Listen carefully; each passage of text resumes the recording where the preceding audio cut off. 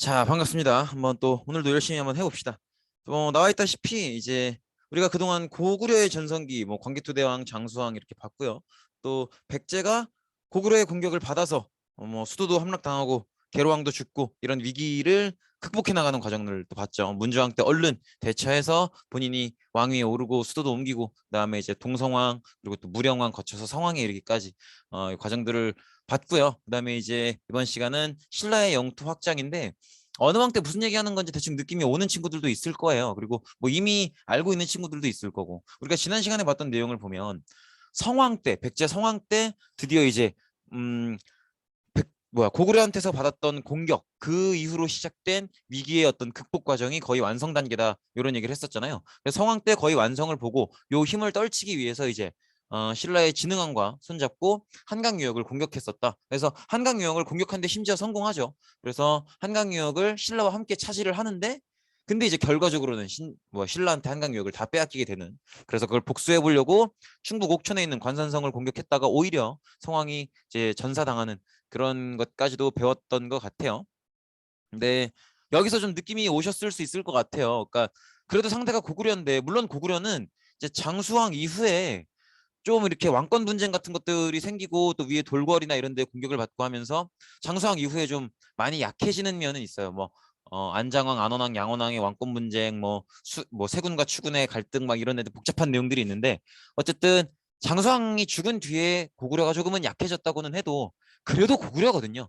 그래도 상대가 고구려인데 뭐 백제랑 힘을 합쳤다고는 하지만 그래도 한강 유역을 다시 차지해낼 만큼 고구려를 공격해서 성과를 낸 정도라면 신라도 이제 요때 굉장히 강해졌구나라는 느낌을 얻을 수가 있죠. 그래서 거기서 아마 성왕이 신라 진흥왕과 함께 한강 유역을 공격해서 얻어냈다. 요걸 배웠을 때 아마 느낌이 있는 친구들은 느낌을 받았을 거예요. 신라도 요때 나름대로 강한 시기였겠구나. 이 진흥왕 때가 그런 느낌을 이미 받으셨겠죠. 한번 천천히 보도록 합시다. 일단 가장 먼저 나오는 왕이 지증왕이네요. 우리가 예전에 그런 얘기를 했었을 거예요. 사실 그동안의 신라는 왕의 칭호가 왕이 아니라 마립간이었죠. 그래서 뭐 뇌물마립간, 뭐 눌지마립간 이렇게 표현을 했잖아요. 근데 지증왕 때 이제 이런 표현들이 좀 정리가 돼요. 그래서 나라 이름을 그동안은 사로국이라고 계속 했다가 이제 와서야 이제 신라라는 나라 이름을 공식적으로 쓰게 되는 거죠. 그래서 이때 이제 지증왕 때 신라라는 이름으로 국호를 정하고요.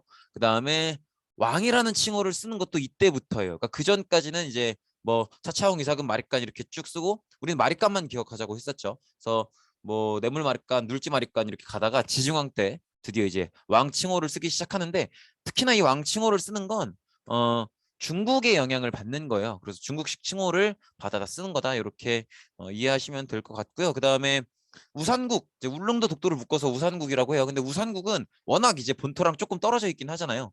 그래서 요 당시만 해도 독립국의 형태로 자체 운영되는 그런 느낌이 있었는데 그래서 이제 우산국이라고 불렀거든요. 근데 요거를 지증왕 당시에 이사부 장군이 정복을 해서 신라가 관리하는 영토로 만들었고 그리고 보통 이제 사실 우산국을 별거 아닌 걸 수도 있는데 왜냐면 워낙 작은 섬들이니까 별거 아닌 걸 수도 있는데 이걸 중요하게 가르치는 이유는 뭔지 아시겠죠? 독도가 일본이랑 계속 이제 영토 분쟁을 일으키잖아요. 일본이. 그러니까 원래 우리 땅인데 근데 우리가 언제부터 독도를 이렇게 오랫동안 전통적으로 관리해왔는가를 얘기할 때 보통 요 우산국을 신라 장군 이사부가 지증왕 때 정복했던 거 그거를 얘기 많이 하죠. 그래서 우산국을 이때 정복을 해서 신라의 영토의 일부로서 본격적으로 관리했었다 정도도 같이 봐두시면 좋을 것 같고요. 그리고 지방 통치 조직을 정비하는데 주군제라는 제도로 정비를 합니다. 그래서 무슨 주, 무슨 군 이런 식으로 지방 제도가 나뉘는 그런 모습도 볼 수가 있죠. 이 정도도 그냥 같이 기억해 두시면 좋을 것 같아요. 그래서 일반적인 행정 체계 시스템들이 좀 정비가 되어가는 과정이다. 이렇게 보시면 되겠고 그다음에 법흥왕이 진짜 중요해요. 법흥왕은 캐릭터로 치자면 고구려의 소수리만 같은 그런 느낌이라고 보시면 될 것 같아요. 그리고 백제의 고이왕 같은 그러니까 어떤 느낌을 얘기하는 거냐면 고구려의 소수리망도 여러 가지 국내 개혁 정책을 통해서 그 다음 왕이 전성기를 이끌어갈 수 있도록 준비해줬잖아요.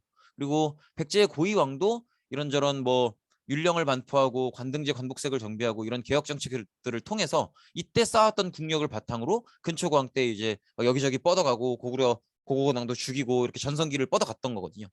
법흥왕도 이렇게 뒤이은 왕을 위해서 뒤이은 왕이 전성기를 이끌어갈 수 있도록 좀 준비하는 그런 캐릭터가 있어요. 그래서 버풍왕 때는 뒤이을 전성기를 위해서 좀 준비하는 기간이었다. 이렇게 이해를 하시면 좋을 것 같아요. 그래서 되게 왕권을 강화하고 왕 중심의 중앙집권 체제를 갖췄고요. 그리고 요 표현은 그냥 같은 표현이라고 생각하시면 돼요. 왕권 강화, 중앙집권 체제의 강화 같은 표현이라고 보시면 돼요. 중앙에 왕이 있는 거니까요. 어쨌든 왕 중심의 중앙집권 체제를 갖췄고요. 그리고 병부라는 이제 군사 관련된 업무를 전문적으로 처리하는 병부를 설치하게 되고 여기가 이제 되게 권력 핵심 기관이 돼요. 그리고 드디어 이게 나옵니다. 신라에서도 드디어 법률이죠, 법률. 율령을 반포하게 되고요. 율령을 반포한다는 건 그 나라의 모든 여러 가지 행정기관이나 법률 이런 것들을 다 정비한다는 거기 때문에 국가를 체계적으로 운영하는 데 있어서 반드시 필요한 거죠. 그래서 율령을 이때 반포하게 된다라는 거 기억해 두시고 그리고 관등제, 골품제를 정비하게 되는데 뭐 예전에 백제 때도 말씀을 드렸지만 관등제를 정비한다는 건 이제 관직을 등급에 맞게 나눈다는 걸 얘기하는 거죠. 그래서 뭐 최고의 등급을 1등급에 놓고 그다음 2등급, 그다음 3등급. 지금 우리나라 공무원 체계도 그래요. 9급 공무원, 8급 공무원, 7급 공무원, 6급 공무원 쭉 있단 말이에요. 그런 식으로 각 관직을 등급에 맞게 정리하는 걸 관등제를 정비한다 이렇게 표현을 하는데 이것도 마찬가지로 율령을 반포했으니까 그 율령 안에 이런 내용들이 들어가 있는 거예요. 무슨 관직은 몇 등급으로 하고 이런 내용들이 율령에 들어가 있는 거죠. 이렇게 보시면 되겠고 그리고 골품제를 정비했다 이런 얘기가 나와 있는데 골품제는 신라 특유의 신분제도예요. 근데 요 골품제를 이해하실 때 약간 오해하는 경우들이 있는데 일단 기본적으로 귀족, 평민, 노비 이런 3계층은 기본적으로 있는 거고요. 골품제에 적용되는 사람들은요. 요 기본적으로 다 귀족이에요. 근데 골품제에 적용을 받는 사람들은 다 기본적으로 귀족인데 그 귀족들 중에서 더 높은 귀족, 그냥 그런 귀족, 낮은 귀족이 이렇게 나뉘는 거예요. 그리고 골품제의 가장 큰 특징은 뭐냐면 내가 몇 등급짜리 귀족이냐에 따라서 내가 올라갈 수 있는 관등이 한계가 있어요. 이해되시겠죠? 그래서 이거 꼭 내가 어느 정도 수준의 귀족이냐에 따라서 올라갈 수 있는 등급의 한계가 있다. 근데 이 귀족으로서의 신분으로서의 등급은 내가 노력한다고 얻을 수 있는 게 아니잖아요. 그러니까 내가 아무리 노력을 해도 일정 수준 이상은 올라갈 수가 없다라는 거죠. 그래서 기본적으로 지금 보시면 진골, 육두품, 오두품, 사두품 요게 이제 신분이에요. 그래서 진골이 가장 높고요. 그다음 육두품, 오두품, 사두품 이렇게 내려가는 거예요. 그래서 사두품으로 태어난 사람은 아무리 노력을 하고 아무리 능력을 인정받아도 대사까지 여기까지만 올라갈 수 있는 거예요.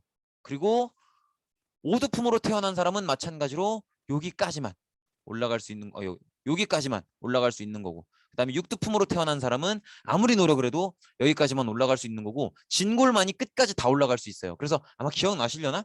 우리 백제 배울 때 백제에서 나제 동맹을 강화하면서 신라 쪽에 결혼 동맹을 맺었는데 신라의 소지왕이 이벌찬 비지의 딸을 보내왔다 이런 얘기를 했었잖아요.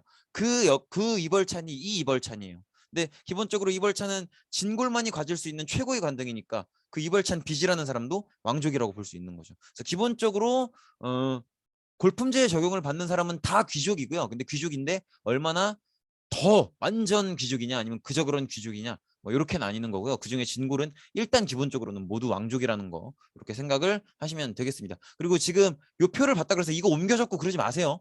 그냥 요 시스템만 이해하시면 되지. 아 그래서 사두품은 대사까지 올라갈 수 있고 뭐 오두품은 대남아까지 올라갈 수 있고 육두품은 아찬까지 올라갈 수 있고 뭐 진골은 이벌찬까지 올라갈 수 있고 역사 선생님들도 그런 식으로 안 해요. 그러니까 요런 거 그냥 이 시스템 이 골품제라는 신분제가 적용이 됐고 그래서 자기가 태어난 신분에 맞는 한계까지만 아무리 노력을 해도 승진이 안 되고 그 시스템만 이해하시면 되고 거기서 제가 조금 더 말하는 건 기본적으로 골품제에 적용을 받는 사람들은 다 엄청 높은 귀족이든 그저 그런 귀족이든 다 귀족이긴 하다는 거. 그리고 진골에 해당하는 저 귀족들은 기본적으로 다 왕족이라는 거. 요 정도만 이제 이해를 부탁드리는 거죠. 그래서 요 정도를 꼭 이해하시면 좋을 것 같고 막 어떤 친구들은 막 이 17개 관등을 다 외워요. 그러지 마세요. 이해하시겠죠? 시스템만 알아달라. 그래서 핵심은 이거예요. 세 가지예요. 첫 번째로는 내가 태어난 신분 그 한계밖에 승진을 못한다는 거. 그리고 두 번째로는 골품제의 적용을 받으면 기본적으로 귀족이라는 거. 그 다음에 마지막으로는 진골이면 다 왕족이라는 거. 이렇게 일단 보시면 될 것 같아요. 그 다음에 이렇게 지저분하니. 그 다음에 드디어 이 얘기가 또 나오죠. 이차돈의 순교를 계기로 불교를 공인했다. 그러니까 불교를 믿어도 된다고 인정을 한 건데 요거를 이 문장을 되게 여러 가지 의미로 보셔야 돼요. 지금 순교라는 단어를 먼저 아셔야 될 것 같은데 순교는요. 종교를 위해서 몸바쳐 죽는 걸 순교라고 해요. 그러니까 이차돈 이거 혹시 서로 아시는 분이 있을지 모르겠는데 이차돈이라는 사람이 불교를 신라에 이제 전파하기 위해서 이제 불교의 부처님께서 진짜 존재하시는 거면은 내 말이 맞다면 내 목을 뱄을 때 내 목에서 하얀 피가 나올 것이다. 막 이렇게 예언을 하죠. 그리고 처형을 당하는데 진짜 하얀 피가 나왔다고 하죠. 어쨌든 뭐 그런 설화를 기억해 달라는 건 아니고 어쨌든 이차돈이라는 인물이 불교를 전파하기 위해서 목숨까지 바쳐서 죽게 되면서 이런 이차돈의 순교를 통해서 불교가 공인되는데 요거를 이차돈이라는 사람이 참 숭고하다 이렇게 받아들일 게 아니라 이 말의 의미를 잘 보셔야 돼요. 지금 고구려나 백제는 불교를 그냥 공인했다 그랬지 그 과정에서 뭐 누가 순교를 했고 무슨 갈등이 있었고 이런 얘기가 잘 없었죠. 그런데 여기서는 이차돈이 순교를 했다 이런 얘기가 나와 있잖아요. 이 말은 무슨 얘기냐면 다른 고구려나 백제에 비해서 신라가 불교를 인정하는 과정이 조금 갈등이 있었단 얘기예요. 즉 무슨 얘기냐면 왕은 다른 나라도 그랬죠. 불교를 공인하고 나서 왕권을 더 강화시켰잖아요. 왕권이 더 강화됐었죠. 모든 백성들의 사상을 불교로 통합할 수 있었으니까. 그러니까 왕은 다른 나라들처럼 왕권을 강화시키기 위해서 그리고 모든 백성들의 사상을 통합하기 위해서 불교를 받아들이고 싶어요. 그런데 귀족들이 불교를 원하지 않는 거예요. 별로. 왜냐하면 자기들이 믿어왔었던 정통 종교가 있고 그리고 불교를 공인해버리면 이걸 바탕으로 왕권이 강해질 거라는 걸 알아요. 알기 때문에 이렇게 귀족들은 사실 원치 않는 거죠. 그래서 귀족들은 불교를 받아들이기보다는 기존의 전통 종교로 그냥 갔으면 좋겠는 거예요. 그래서 그 갈등이 있다 보니까 이렇게 막 이차돈이 목숨을 걸고 막 내 목을 썰면 뭐 하얀 피가 나올 것이다 막 이런 얘기가 필요했던 거예요. 그래서 다른 나라보다는 조금 지방 세력이 강한 느낌이 있다라는 것 정도도 같이 이 문장을 통해서 읽어드리면 좋을 것 같고요. 근데 어쨌든 법흥왕 때 불교를 공인했다라는 거 기억해 두시면 좋을 것 같아요.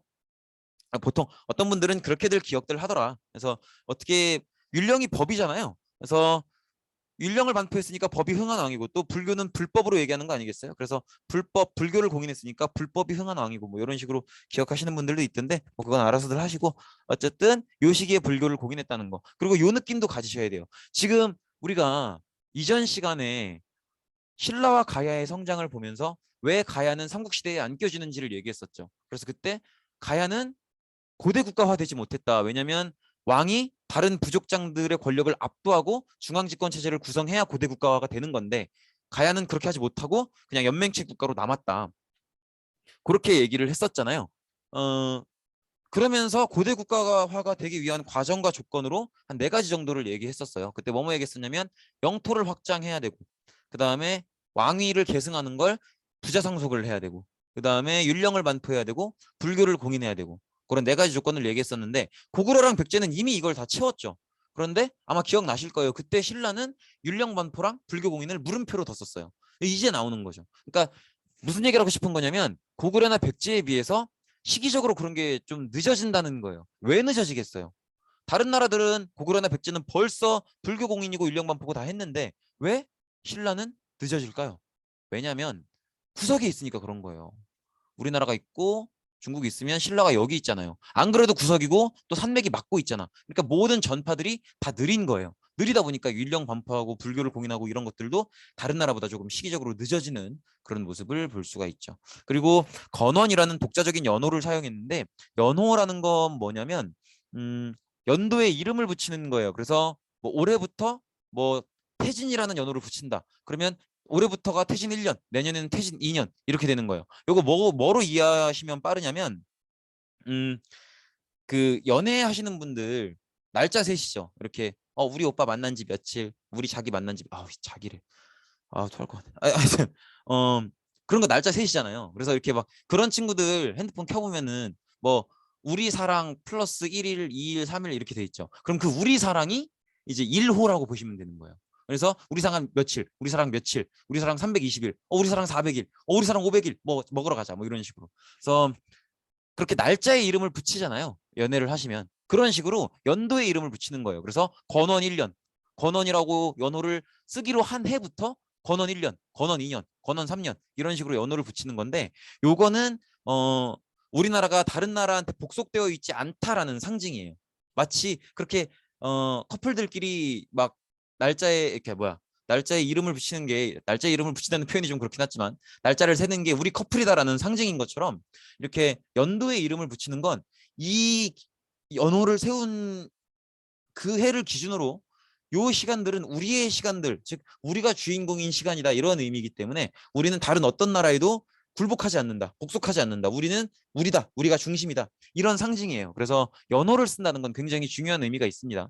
그래서 연호를 쓴다는 건 우리 신라가 다른 어떤 나라에도 무릎 꿇지 않고 굴복하지 않겠다 이런 의미를 갖고 이제 건원 1년, 건원 2년 이런 식으로 연호를 세 나가는 거예요. 그래서 연호를 처음으로 이때 사용했다는 거 꼭 기억을 해 두시고, 그러니까 신라 입장에선 이때가 처음이었어요. 이렇게 보시면 되겠고, 그리고 낙동강유역으로 진출해서 드디어 금관가야를 완전히 병합하게 됩니다. 그래서 금관가야는 이때를 시점으로 멸망하게 되는 거죠. 그렇게 보시면 되겠고, 그래서 이런 과정을 통해서 중앙집권 체제를 정비했고요. 그래서 이게 이제 나중에 신라 전성기를 이끄는 진흥왕의 신라 팽창 배경이 된다는 거 정도 보시면 되겠고, 이제는 요 칸을 다 채우실 수가 있겠죠. 불교 수용 신라 누구였어요? 버풍왕이었죠. 율령 반포도 버풍왕이었죠. 이제 다 채워졌으니까 요거 캡처 따두셨으면 좋겠어요. 잠깐 일시정지 누르시고 캡처 따신 다음에 저기 학습지 이런 데다가 이 정도는 적으세요. 조금 팔 아프고 어깨 아프고 하시더라도 요 정도는 옮겨 적으시기 바랍니다. 어쨌든 요거 다 빈칸 다 채우실 수 있으셔야 돼요. 이해되시겠죠? 이렇게 보시면 되겠고, 그 다음에 진흥왕 신라 전성기에 해당하는 왕이고요.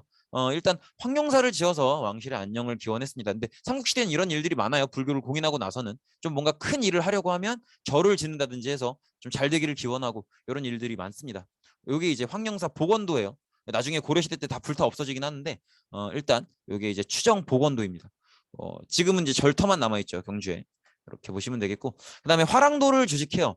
그래서 유능한 인재를 양성하는데 일종의 교육기관이기도 하고 청소년 단체이기도 해요. 그래서 화랑과 낭도로 구성이 돼요. 그리고 화랑이라는 드라마가 예전에 KBS에서 한 적이 있는데 정말 잘생긴 배우들만 모아서 이렇게 드라마를 찍었었는데, 지금 보니까 뭐 박서준, 박형식, 최민호면 저기 샤이니 민호죠.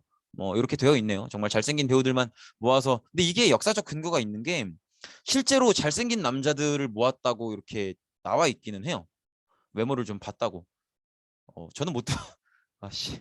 어쨌든 그래서 화랑도는 화랑과 낭도로 구성이 되어 있어요. 그래서 귀족 출신의 화랑이 평민 출신의 낭도들을 이끌고, 그러니까 조장 역할을 하는 거죠. 그래서 뭐 산도 다니고 들도 다니고 막 이렇게 뭐 수련도 하고 공부도 하고 같이 이렇게 팀 플레이하는, 그러면서 이제 여러 가지 뭐 무예도 닦고 뭐 유학 공부도 하고 이런 단체라고, 청소년 단체라고 보시면 되겠습니다. 근데 요거는 이제 이 자체로 요 친구들이 그대로 성장해서 군대에서 역할을 하는 것도 의미가 있고, 그래서 어떤 군사력을 강화하는 데도 의미가 좀 있고요. 그다음에 평민 출신 자식과 귀족 출신 자식이 같이 다니잖아요. 그래서 평민과 귀족이 좀 함께 어우러지는 그런 마당이 됐다는 것도 조금 의미가 있어요. 어쨌든 그렇고, 그래서 이렇게 잘생긴 남자들을 화랑으로 뽑았다고 합니다. 왜 내 PPT 이렇게 내가 잘생긴 애들을 넣었지? 재수없네.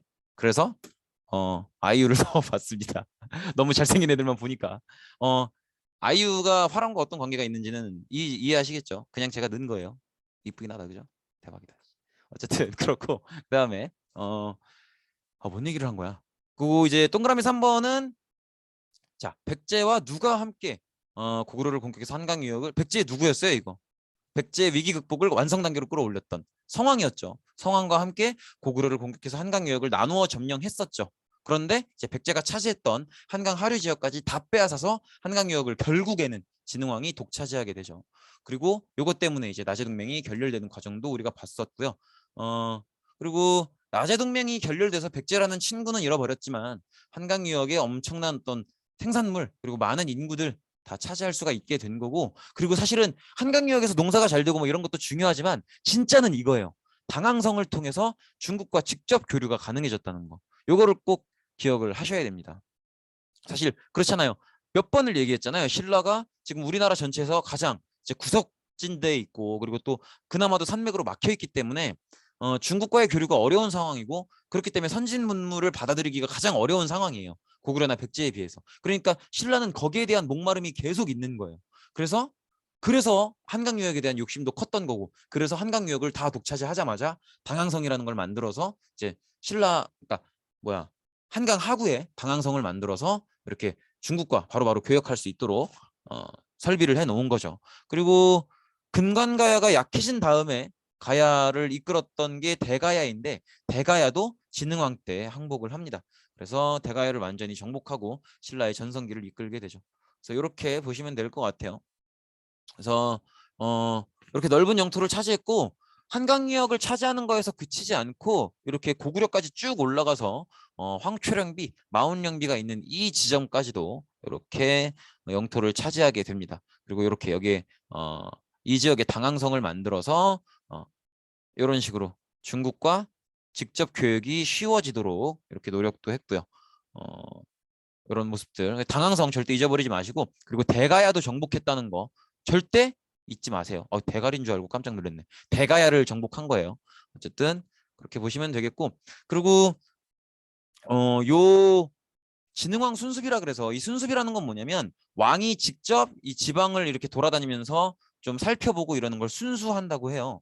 그래서 진흥왕이 직접 돌아다니는 곳을 이제 기념해서 비석을 세운 거죠. 그걸 순수비라고 하는데, 자기가 새로운 영토를 많이 점령했으니까 자기가 점령한 땅들을 한번 돌아다녀 봤겠죠. 그래서 이제 순수비를 여기저기 세운 건데, 요런 순서예요. 그래서 이렇게 어디 갔니? 이렇게 단양작성비를 먼저 갔다가 여기까지 진출을 해서 한강 유역을 차지하고, 그 다음에 가야 한번 눌러주고 다시 고구려를 공격하러 올라가는 그런 순서라고 보시면 될 것 같아요. 그래서 이 정도 순서는 이거 순서대로 외워달라 이런 말은 못 하겠고요. 그냥 학습지에 한번 적어보시면 괜찮을 것 같아요. 근데 요거를 막 순서대로 외워달라, 막 뭐 이거를 순서를 배치하는 문제를 시험 문제로 내고, 그거는 무리가 아닐까 싶은 생각이 드네요. 괜한 암기인 것 같고. 어쨌든 그래도 비석 이름들은 한 번씩 적어주세요. 이렇게 보시면 되겠고, 그 다음에 대가야인데요. 대가야는 기억하시죠? 금관가야가 고구려 광개토대왕의 공격을 받으면서 신라 뇌물마립간이 도움을 요청했었죠. 고구려 광개토대왕한테. 그때 고구려 광개토대왕한테 공격을 받으면서 금관가야가 결정적인 타격을 입게 돼서, 뭐 망하는 건 아직 아니지만, 가야 연맹체의 맹주 자격을 잃어버리죠. 그리고 그 뒤에 가야 연맹체의 맹주 역할을 했던 게 대가야예요.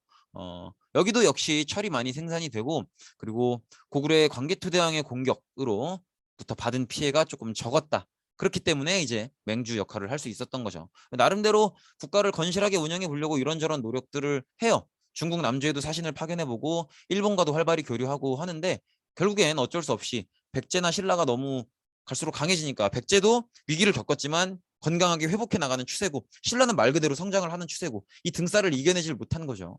그래서 결국에는 신라 진흥왕한테 대가야가 정복당하면서 가야라는 나라 자체가 사라지게 되는 거죠. 그래서 이거 꼭 기억해 두세요. 금관가야는 누구한테 망해요? 이거 되게 많이 헷갈려요. 금관가 누구한테 망하니? 그러면 광개토대왕이라 그래요.